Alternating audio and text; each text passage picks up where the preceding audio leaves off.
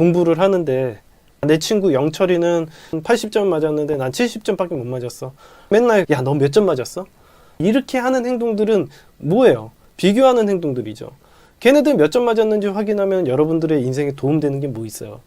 괜히 확인해가지고 괴로울 뿐이지. 순간적으로 아싸 얘는 이겼다 이렇게 얘기할 수 있지만 실질적으로 여러분들에게 득은 뭡니까?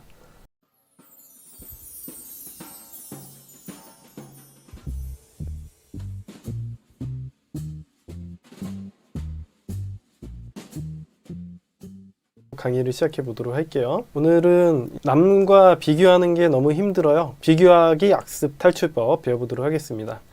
이게 비교하기 악습이기도 하고 자만하는 습관, 반응을 살피는 악습 다 똑같은 얘기입니다. 우리가 연애를 배우고 있으니까 연애 분야의 예를 들어서 제가 설명을 해드릴게요. 내 친구 영철이가 있는데 영철이보다는 내가 좀 더 잘생긴 것 같아. 내가 좀 더 잘생겼으니까 영철이 여자친구보다는 내가 더 이쁜 여자친구를 사귈 수 있을 거야. 이런 식으로 사람들이 비교라는 습관을 통해서 자기가 더 우월하다 혹은 열등하다라는 것을 증명하려고 합니다. 나는 더 잘났으니까 더 좋은 결과를 얻을 수 있을 거야 라고 쓸데없는 용기를 얻으려는 행동을 하는 게 바로 비교하기 악습입니다. 난 영철이보다는 잘생겼으니까 영철이 여자친구보다는 내가 더 이쁜 여자 만날 수 있겠지. 이렇게 생각하는 건 뭐예요? 잘생긴 사람이 더 예쁜 여자를 만날 수 있다라는 생각을 하고 있는 건데 이건 착각입니다. 현실 세계에서 여러분들 친구들 보시면 아시겠지만 뭐 아무리 잘생겨도 여자 못 만나는 애들도 많아요. 아무리 예뻐도요. 예쁜 사람이 남자를 잘 사귀고 결혼 잘한다는 보장도 없습니다. 여러분들 다 아시죠? 거짓된 용기를 불어넣고 있는 겁니다. 자, 반대로 여자분들은 나는 내 친구 영희보다는 예쁘니까 나는 영희 남편보다는 더 괜찮은 남자와 결혼해서 더 행복하게 살 수 있을 거야 이렇게 생각을 하는 사람도 있습니다. 여러분 현실적으로 맞는 생각일지 아닐지 한번 고민해 보세요. 잠깐 생각해 보시면 아시겠지만 망상이죠? 이런 일은 없죠. 내가 예쁘다고 해가지고 더 결혼을 잘한다던가 더 행복한 삶을 산다라는 것과는 전혀 다른 얘기입니다. 근데 많은 사람들이 이런 식으로 인생을 살아요. 자기가 여자를 만나지 못하는 이유가 경제력이 부족해서 혹은 더 못생겨서 혹은 더 잘생겨서 라고 생각을 하는 사람들이 많습니다. 이런 것들은 망상이죠. 반대로 한번 생각해봐요. 저 여자는 못생기고 인기도 없는 편인 것 같아. 저런 여자는 내가 입김만 후 불면은 나한테 쉽게 넘어올 거야. 실제로 그렇나요? 여러분들이 현실 세계에서 작업을 하다 보면요. 여자가 뭐 예쁘든 못생기든 간에 작업하는 거랑은 상관없습니다. 오히려 못생기고 인기 없는 사람들이 더 경계심이 들고 방어하는 자세를 취할 수 있거든요. 그래서 여자가 예쁘고 못생기고에 따라서 작업이 더 쉽게 될 거다. 작업이 더 잘 안 될 거다를 구별할 수 없습니다. 근데 이런 식으로 사람들은 쓸데없는 자존심을 불어넣는 거예요. 비교하는 습관을 통해서. 저 남자는 나 엄청 좋아하는 것 같은데 내가 지금 당장 만나자고 하지 말고 좀 더 시간을 끌어봐도 좋을 것 같다. 이렇게 생각하는 거. 완전히 자만을 하고 있는 거죠. 비교하는 악습을 통해서 자기가 좀 더 우월하다, 열등하다라는 믿음을 통해서 이렇게 잘못된 판단을 하게 되는 겁니다. 반대로 내가 좋아하는 남자가 있는데 새로운 여자친구가 생겼네? 근데 나보다 더 이뻐. 이번 생에는 난 글러먹었어. 끝이야 이렇게 생각하는 것도 마찬가지죠. 여자애한테 카톡이 늦게 오네. 나를 안 좋아하는 것 같은데 포기해야겠다. 이렇게 생각하는 것도 반응을 살펴가지고 나한테 반응이 좋게 오거나 나쁘게 오는 걸 비교해가지고 나를 안 좋아한다라는 극단적인 생각을 내리고 포기를 해버리는 거죠. 이런 식으로 상대방과 자신의 가치를 비교해서 어떤 상황과 비교해서 거짓된 용기를 얻거나 포기하는 마음을 가지는 경우가 바로 비교하기 악습이라고 보시면 되겠습니다. 비교하기 악습은 사실 여러분 스스로에게 거짓된 자신감이나 거짓된 자존감이나 반대로 성공할 수 없고 행동하지 못하게 만드는 마음을 가지게 하는 일입니다. 현실에서는 가능할 수도 있고 혹은 실패할 수도 있는 일을 미리 가치를 비교해서 시도하기도 전에 포기해버리거나 자만을 해버리는 일은 여러분이 어떤 목적을 달성하고 성공을 하기 위해서는 현실적으로 도움이 되지 않는 전략이라고 볼 수 있죠. 그리고 자존감만 깎아먹게 됩니다. 이러한 비교하기 악습을 하는 인간관계 방식은 주변에 누군가에게 항상 의존을 해야만 가능한 일이기 때문에 그래요. 그래서 여러분 주변에 항상 누군가가 존재해야 되고 그 존재 대상이 비교 대상이어야만 가능하기 때문에 비교를 통해서 그 사람보다 나는 더 좋아 혹은 나빠를 기준점을 삼아가지고 자존감을 획득하기 때문에 항상 누군가에게 의존을 해야만 가능한 전략이다 이겁니다. 만약 여러분 주변에 이런 비교 대상이 없다면 여러분의 가치는 어떻게 되는 것일까요? 이러한 방식은 자존감을 얻기 위해서 다른 사람에게 의존하는 행동이 돼버리죠.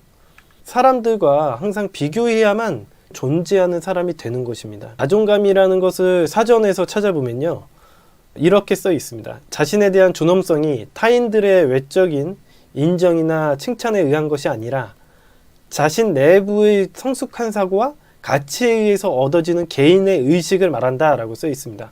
쉽게 얘기해서 자신이 외적인 어떤 부분에 영향을 받지 않고 스스로가 나의 가치를 얻는 걸 자존감이라고 하는 거예요.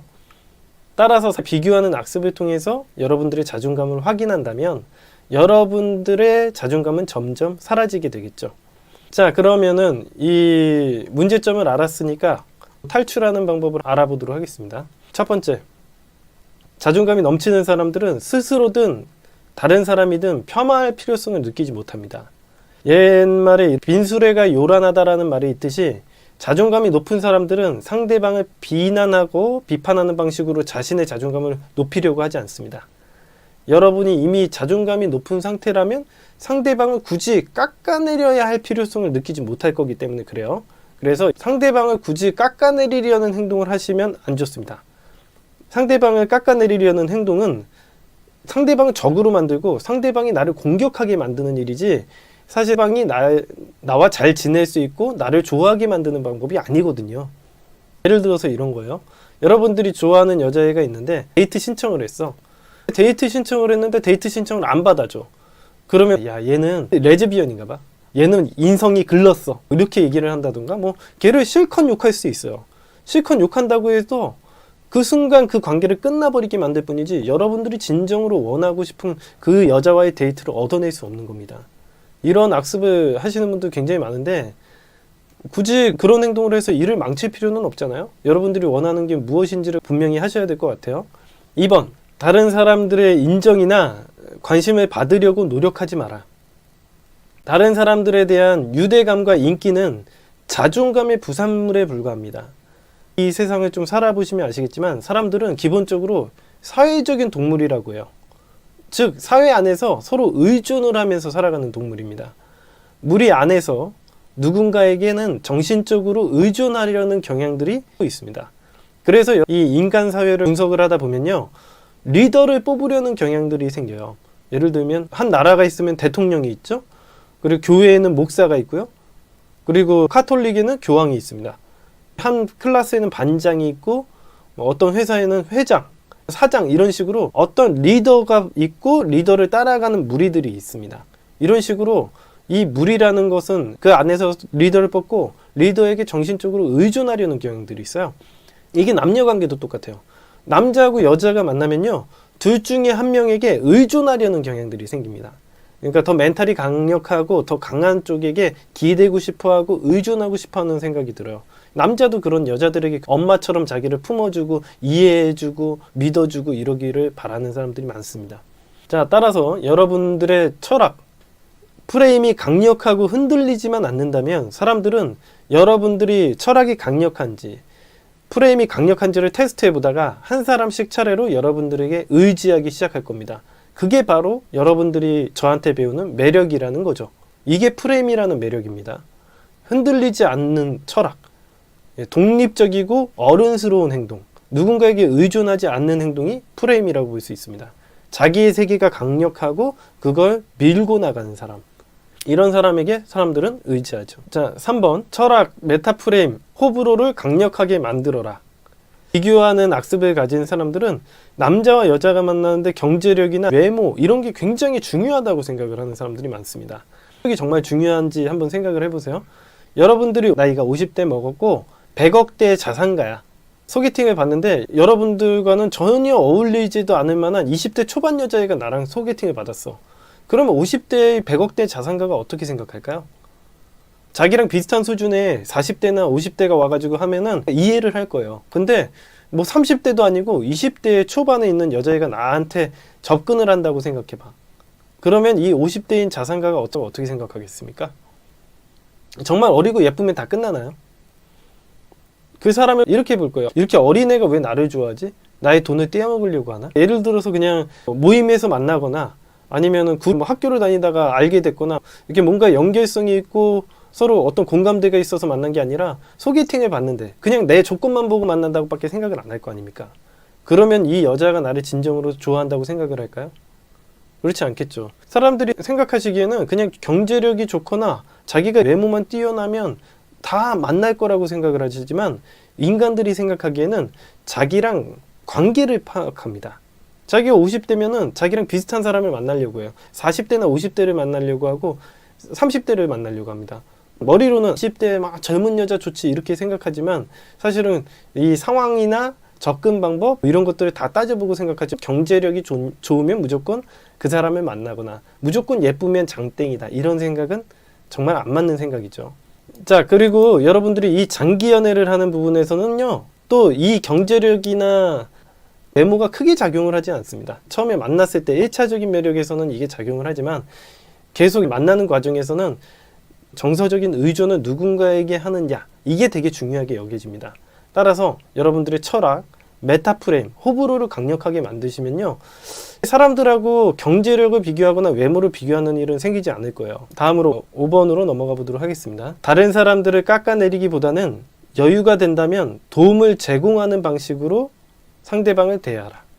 상대방을 깎아내리는 행동은요, 상대방에게 적개심만 불러일으키고 싸우게만 만들게 돼요. 예를 들면은 이런 거랑 비슷하다고 보시면 돼요. 상대방을 깎아내리는 행동은 연애에서 어떻게 하냐면, 연애를 할 때 항상 사람들이 많이 실수하시는 게 반응을 끌어당기기 위해서, 상대방이 나를 좋아하게 만들기 위해서 밀당하려는 행동을 하는데, 이건 마치 어떤 행동을 하는 거냐면 나랑 자존심 싸움을 하자라고 상대방에게 얘기를 하는 꼴이 되는 경우가 많습니다.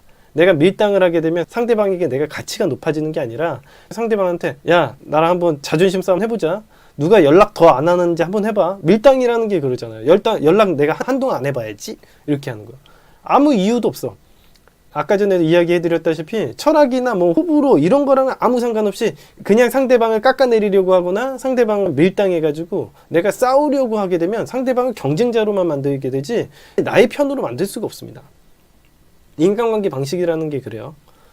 그래서 항상 시간적인 여유를 가지고 여러분에게 기대게 만드는 게 좋은 전략이죠. 그 예전에 동화책 중에 햇님과 바람 얘기 있을 거예요. 햇볕 정책과 뭐 이렇게 바람을 세게 부는 정책 이런 거에 대해서도 여러분들이 잘 아시죠? 상대방을 우리 편으로 만드는 방법은 상대방을 몰아붙이고 밀당하고 자존심 싸움을 해서 상대방을 떨어뜨려 내는 게 아니라 우리가 햇볕을 쬐어서 여유를 보여주고 기다려주고 상대방이 우리에게 마음을 품고 기대게 만드는 거예요. 예, 그게 좋은 전략입니다. 자, 비교하기는 이런 거예요. 공부를 하는데 내가 만년 2등이야. 1등은 90 몇 점을 맞았는데 나는 80 몇 점을 맞았어. 내 친구 영철이는 80점 맞았는데 난 70점밖에 못 맞았어. 맨날 야, 너 몇 점 맞았어? 넌 70점 맞았어? 난 80점 맞았어? 이렇게 하는 행동들은 뭐예요? 비교하는 행동들이죠. 걔네들 몇 점 맞았는지 확인하면 여러분들의 인생에 도움되는 게 뭐 있어요? 괜히 확인해가지고 괴로울 뿐이지. 순간적으로 아싸 얘는 이겼다. 아싸 얘는 내가 잡았다. 이렇게 얘기할 수 있지만 실질적으로 여러분들에게 득은 뭡니까? 아무 쓸데없는 행동이고 순간적으로만 기분이 좋고 순간적으로만 자괴감을 얻을 뿐이죠. 난 70점밖에 못 맞았는데 내 친구 영수는 100점 맞았다. 난 왜 이렇게 바보 같을까? 이렇게 생각을 하는 것 뿐이죠. 실질적으로 여러분 스스로에게 도움이 되는 일은 아닙니다. 도움이 되게 하려면 어떻게 해야 할까요? 여러분들이 70점 맞았으면 여러분들이 원하는 목표를 향해서 더 공부를 열심히 하면 되는 거예요. 이미 방법은 정해져 있어요. 전략대로 하시기만 하면 돼요. 내가 공부하는 방식을 바꾸거나 아니면 100점을 맞는 방식을 배우던가 뭐 학원을 더 다닌다던가 이런 방식을 통해서 여러분들의 성적을 올리기만 하면 되는 거지, 걔네들과 맨날 너 몇 점이니? 100점이야? 나는 왜 이렇게 못하지? 이런 식으로 서로 비교하고 있는 것은 아무 도움이 되지 않는 거죠. 여러분들이 무엇인가를 원하고 무엇을 쟁취할지만 생각을 하십시오. 그래야지 발전을 하고 원하는 것을 얻을 수 있는 겁니다. 오늘 비교하기 악습은요, 여기까지 하도록 하겠습니다.